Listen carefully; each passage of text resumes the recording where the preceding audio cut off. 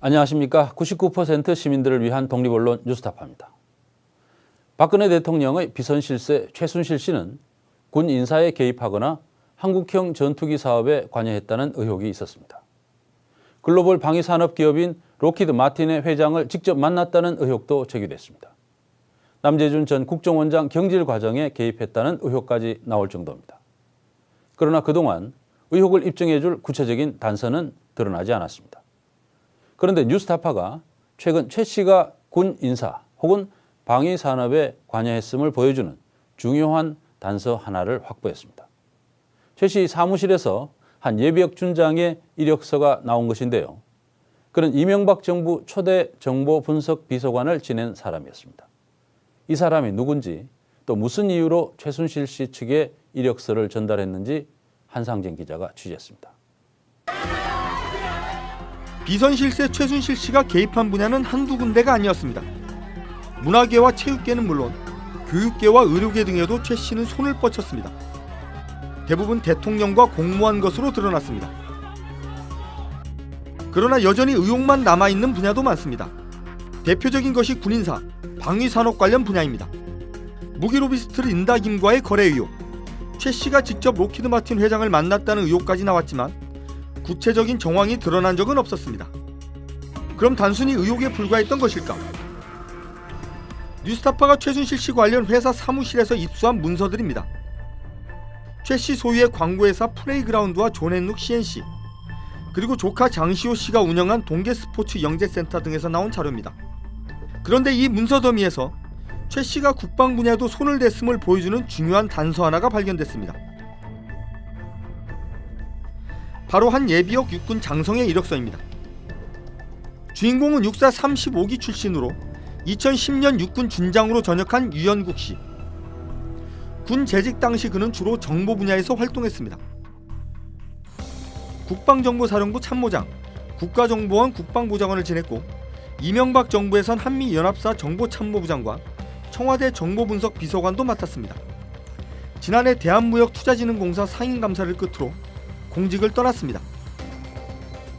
유 전 비서관이 직접 작성한 자기소개서도 이력서와 함께 확인됐습니다. 군 재직 당시의 경력이 자세히 소개되어 있습니다. 정보장교 출신으로 핵심 직위를 두루 거치면서 한국군의 정보능력 발전에 주력했고 2011년 김정일 사망과 아덴만 여명작전 당시 청와대 정보분석비서관으로 안정적으로 정책을 수행했다고 적혀 있습니다. 최 씨 사무실에 이 이력서가 들어온 것은 올해 3월 14일입니다. 시기상 유 씨가 K스포츠재단 이사장 후보로 응모했을 가능성이 있습니다. 초대 이사장인 정동구 씨가 보름여 전인 2월 26일에 사임했기 때문입니다. 유 씨의 지인도 유 씨로부터 비슷한 이야기를 들었다고 합니다. 어느 날 자기 친구가 자기 아들이 다니는 그 회사인데 너 같은 사람을 좀 찾는 것 같다. 그러니까 이력서 한번 줘봐라. 그래서 어디냐고 물어보니까 이건 뭐 될지 안 될지 모르니까 일단 한번 달라고 해서 줬대요. 뭐 잘 알아듣지도 못하면 스포츠가 쪼작쪼고 그러더래요. 하지만 뉴스타파는 취재 중에 석연치 않은 점을 발견했습니다. 유 씨가 최순실 씨 측에 이력서를 전달하기 2달 전인 올해 1월 국방 관련 연구원을 설립한 사실이 확인된 겁니다. 이 연구원의 이름은 미래안보 산업전략연구원. 이미 연구원을 설립해 이사장으로 활동하던 유 씨가 2달 만에 또다시 다른 재단의 이사장에 응모하기 위해 최 씨 측에 이력서를 보냈다는 것은 상식적으로 납득하기 힘듭니다. 취재진은 유 전 비서관을 직접 찾아가 물었습니다. 그는 최순실 씨를 전혀 모르며 자신의 이력서가 최 씨에게 전달된 사실도 몰랐다고 주장했습니다. 나는 MB맨이야. 나 MB에서 편을 당했는데 MB맨이 됐어요 내가. 그러니 뭐 최순실이를 내가 알게 뭐야. 내 이력서를. 그러니까 누가 거기다 줬는지 난 모르지. 그럼 누굴 통해서 그게 최순실 씨 쪽에 이력서가 들어갔는지 모르지, 전혀 모르시는 거예요? 모르지. K스포츠재단 이사장에 응모하기 위한 이력서가 아니었다면 다른 용도는 무엇이었을까? 유 전 비서관이 설립한 연구원은 방산 분야를 전문적으로 연구 컨설팅하는 사단법인입니다. 국방부 산하의 사단법인이에요. 탄, 합, 연 관련이니까 여러 멤버들이 이루어졌다고 보시면 될 것 같아요. 그래서 엄청 큰 초심만 있는 건 아니고. 방산 산업의 뭐 전망이라던가 이런 것들, 뭐 기업 컨설팅 이런 업무도 혹시 좀 그런 거 그런 건 포함되어 있습니다. 공교롭게 최순실 씨가 개입했다는 의혹이 지속적으로 제기되던 분야입니다. 유 씨가 연구원을 설립한 시점은 올해 1월로 최순실 씨가 대통령과 공모해 각종 이권에 개입하며 큰 그림을 그려가던 시기였습니다. 유 씨의 자기소개서를 보면 아래쪽에 별도의 굵은 글씨체가 눈에 띕니다. 누군가가 유 씨의 소개서를 읽고 평가를 남긴 것으로 추정됩니다. 미래지향적이고 창의적인 인재로 국가안보 분야 업무의 활용 가치가 크다고 되어 있습니다. 최순실 씨가 국방 관련 인사나 방산 관련 사업을 염두에 두고 유 씨의 이력서를 받은 건 아닌지 의심되는 대목입니다. 하지만 유 씨는 관련 의혹을 부인했습니다. 제가 이것만 해가지고는 이걸 운영을 못 하는 거야. 그렇잖아요? 근데 어디서 자문이라도 좀 해서 네. 자문비를 가지고 내가 활동을 해야지. 네네. 그래서 이제 지인들 몇 사람한테 제가 야, 이 정부가 출범하고 비선 실세에 의한 그 외교안보 분야의 인사 개입은 정치적 시류에 따라서 매우 신속하고 또 체계적이고 친밀하게 진행이 됐습니다. 결국은 이 문고리 권력 또는 비선 실세에 의한 국정농단은 가장 먼저 인사 분야에서부터 시작이 됐다. 그래서 자기들과의 약간의 어떤 경쟁 관계, 약간의 갈등 관계가 있으면 용납하지 않고 즉시 제거해버리는 이런 과정이 선행이 되고 그 다음에 이제 정책에 또는 이권에 개입하는 과정이 이루어졌다는 게 국정농단의 전형적인 패턴이라고 할 수 있습니다. 여전히 풀리지 않고 있는 최 씨의 국방, 방산 관련 개입 의혹. 최 씨의 사무실에서 발견된 한 통의 이력서가 의혹을 풀어줄 단초가 될 수 있을지 관심이 모아집니다. 뉴스타파 한상진입니다. 박근혜 대통령의 비선실세 최순실 씨에게 이력서를 보낸 이후 유현국 전 청와대 비서관이 이사장인 미래안보산업전략연구원에는 각종 특혜가 주어졌습니다. 설립한 지 반년이 되지 않아 이 법인은 다른 방위산업 관련 연구단체들을 물리치고 억대의 연구 용역을 따내는 한편 지난 11월에는 여당과 정부기관의 전폭적인 후원 속에 사이버 테러 방지법에 관련된 학술 대회를 단독 주최하기도 했습니다. 최 씨 일가가 실소유한 기업과 재단에 주어진 이례적 특혜들이 이 법인에도 똑같이 주어진 겁니다. 오대양 기자가 보도합니다. 올해 초 정부 여당은 직권 상정과 날치기로 테러 방지법을 강행 처리했습니다. 테러 방지 법안에 대한 수정안은 가결되었음을 선포합니다. 박근혜 대통령은 여기서 멈추지 않았습니다. 사이버 테러 방지법은 여전히 국회에서 처리되지 못해서 아쉬움이 많습니다. 지난 9월 국정원은 직접 사이버 테러 방지법을 입법 예고했습니다. 그리고 두 달 뒤 때를 맞춘 듯 한 신생 연구기관이 관련법 제정을 촉구하는 학술 행사를 개최합니다. 여당 국회의원들과 정부, 학계와 민간 기업이 이 행사의 후원자로 나섰습니다. 신생 연구기관으로선 이례적인 특혜를 받은 겁니다. 이 연구기관의 이름은 미래안보산업전략연구원. 바로 유현국 전 청와대 정보분석비서관이 만든 기관입니다. 비선실세 최순실 씨에게 이력서를 건넨 유현국 전 비서관. 박근혜 대통령이 말을 꺼내면 최 씨와 관련된 법인이 움직이고 여기에 정부와 민간 기업이 힘을 보태는 모습이 낯설지가 않습니다. 이력서가 건네진 3월 이후 이 연구원이 누린 수상한 특혜는 이뿐만이 아니었습니다. 지난 6월 이 연구원은 설립된 지 채 반년이 안 돼 방위사업청 산하기관에서 억대 규모의 연구 용역 2건을 수주했습니다. 특히 국방기술 품질원이 발주한 용역은 또 다른 특혜로 이어졌습니다. 기술 품질원이 주최하는 연례 행사인 세계 방산시장 전망 세미나. 유 전 비서관은 연구 용역의 성과를 토대로 세미나의 주제 발표를 맡고 방사청, 하나테크인 등 방산업계의 큰 손들과 어깨를 나란히 했습니다. 단숨에 방산업계의 이름을 각인시킨 셈입니다. 이들이 수행한 연구 용역은 세계 방산 시장의 동향과 해외 진출 전략을 모색하는 것이었습니다. 실상 매년 국방기술 품질원과 방사청이 해오던 연구를 그대로 이어받은 수준입니다. 이 같은 연구원의 행보는 지난 1년 동안 최순실 씨와 관련된 회사들에서 공통적으로 나타난 특징들과 겹쳐집니다. 지난해 말에서 올해 초 설립돼 측근으로부터 소개받은 업계 관계자가 대표로 세워졌고 설립 직후에는 전문성을 검증받기도 전에 정부 사업을 수주했습니다. 잘 알려지지 않은 단체임에도 추진하는 사업마다 각종 후원이 따라붙었고 이 같은 지원에 힘입어 단숨에 그럴듯한 단체로 떠올랐습니다. 유영국 씨가 만든 연구원이 성장한 배경에 비선실세의 입김이 작용한 것 아니냐는 의혹이 나오는 이유입니다. 유 전 비서관은 연구원의 사업들은 모두 개별 연구자들이 따낸 사업이기 때문에 자신은 자세한 내용을 알지 못한다고 말했습니다. 이건 내가 전혀 관여도 안 했고 내가 뭐 감추는 건 아니고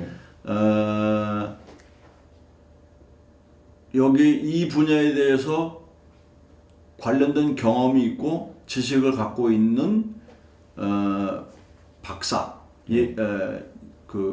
예비역 군 출신 박사가 이거를 제안을 하고 이미 최순실 씨가 미국 로키드 마틴사와 접촉해 사드와 F-35 등 무기 도입 사업에 개입했다는 의혹이 나오는 상황.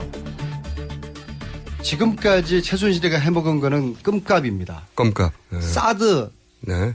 인한 커미션을 생각해 보십시오. 커미션. 사드를 어디서 만듭니까? 로키드 마틴이거든요. 네. 지난 6월에 로키드 마틴 회장하고 최순실이가 만납니다. 예? 6월에 만났다고요? 네. 정부는 무기 도입 사업으로 수조 원의 예산을 사용하면서도 시종 미국 정부와 로키드 마틴에 끌려가는 듯한 모습을 보여왔습니다. 국민을 빅브라더의 공포로 몰아넣었던 테러방지법 전국 때도 한결같이 귀를 닫았습니다. 그래서 어떤 특정 개인이 대통령에게 소위 영향력을 미쳐서 근간에 있었던 그 체계적인 결정 과정을 소위 분탕질을 해버린다면 그건 상당히 심각한 거죠. 저는 그러니까 학자로서 그것이 최순실이 아니었으면 좋겠어요.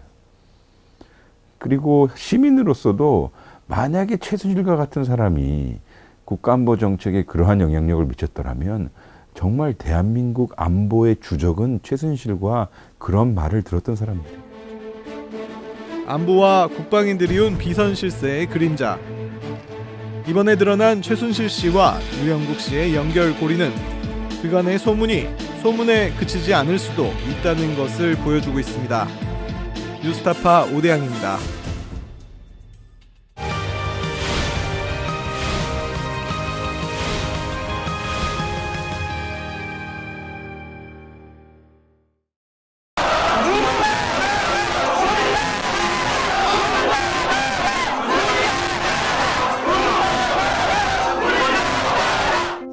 언론사에서 기자들이 무더기로 해고된 것.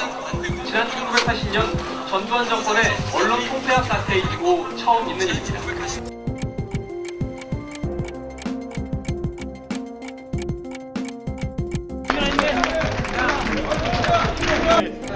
식사는 하는 거예요? 돼요? 점심은 드셨죠? 그래.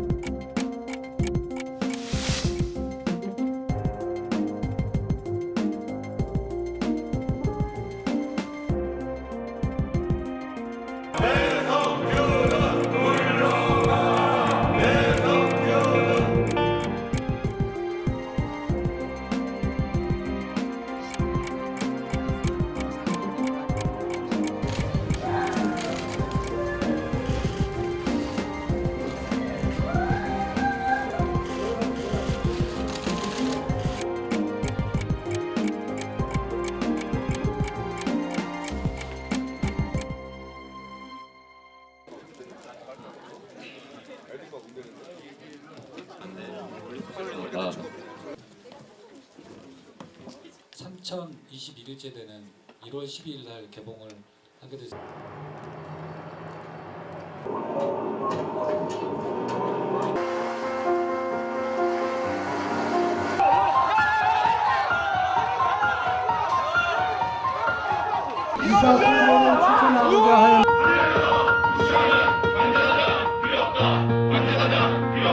방송 장악은 그것을 할 의도도 전혀 없고 법적으로도 불가능합니다.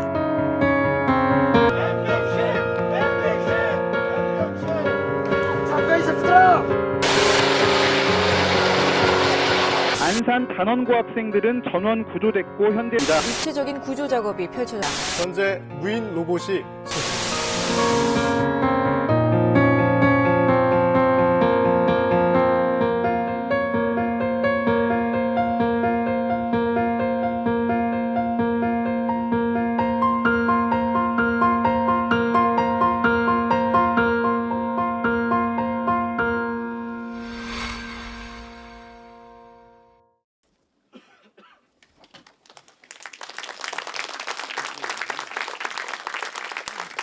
다 복직이 되시고 그다음에 공정방송 정상화가 된 이후에 옛날엔 이랬지라고 얘기할 때 그때 다시 편집하겠습니다. 감사합니다.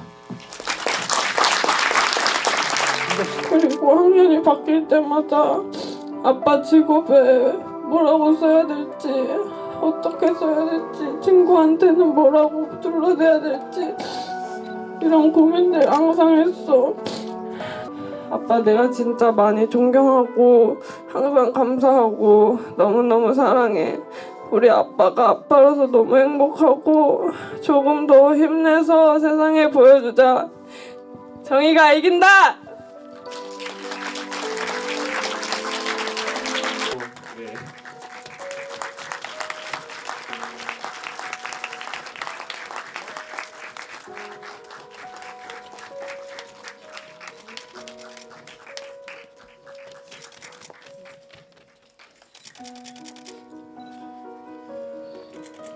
그냥 고맙습니다. 다른 말이 생각이 안 나고요. 그냥 다 고맙습니다. 예. 지금 3,000일인데 4,000일은 안 왔으면 좋겠습니다. 아 정말 이 3,000일이 1년이 8번 하고도 20일이 더 지난 그런 긴 시간이잖아요. 이 시간을 그래도 동요하지 않고 견딜 수 있었던 것은 여기 계신 우리 동료들, 그리고 이 자리에는 없지만 우리들을 성원해 주신 많은 시민들, 그 때문에 3,000일을 견뎌온 것 같습니다. 고맙습니다. 우리 해고 동료들 화면 속에서 뉴스 전달하는 모습 보이면 됩니다. 그때가 바로 대한민국 언론 자유가 그나마 조금 나아졌구나. 이제 뭔가 대한민국의 민주주의가 제대로 좀 꼽힐 수 있겠구나 하는 기대를 가질 거라고 생각합니다. 한식자가 온다! 우리 지금 한식자가 온다!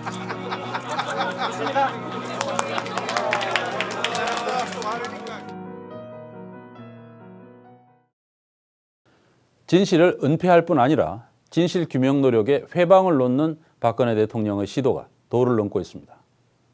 그동안 박 대통령은 검찰의 조사에도 응하지 않았을 뿐 아니라 특검의 압수수색 방침에도 부정적인 입장을 보여왔습니다. 게다가 헌법재판소의 탄핵 심판을 최대한 지연시키려는 시도를 계속하고 있습니다. 박근혜 대통령 측 대리인들은 헌법재판소에 최순실 등의 형사재판 1심이 끝난 뒤 그 기록에 의거해서 탄핵 심판을 해야 한다고 주장해왔습니다. 만약 그렇게 된다면 탄핵 심리는 하염없이 미뤄질 수밖에 없는 상황이었습니다. 다행히 헌재는 박 대통령 측의 요구를 기각하고 검찰과 특검에 신속히 기록을 보내라고 요구했습니다. 헌재는 또 박 대통령에게 세월호 참사 당시 7시간 동안의 행적을 구체적으로 밝히라고 요구했습니다. 박 대통령 측 대리인들은 직접 박 대통령에게 당시 상황에 대해 물어보겠다고 합니다. 그러나 이번에도 속 시원한 답변을 할지는 의문스럽습니다. 참사 2년이 지나서야 당시 집무실이 아니라 관저에 있었다고 밝힌 박근혜 대통령이기 때문입니다. 그래도 한 번 더 부탁해 봅니다. 박근혜 대통령, 이제 그만 진실을 감출 수 있다는 생각을 포기하고 그 감당할 수 없는 무거운 자리에서 내려오십시오. 오늘 뉴스타파 여기서 마치겠습니다. 감사합니다.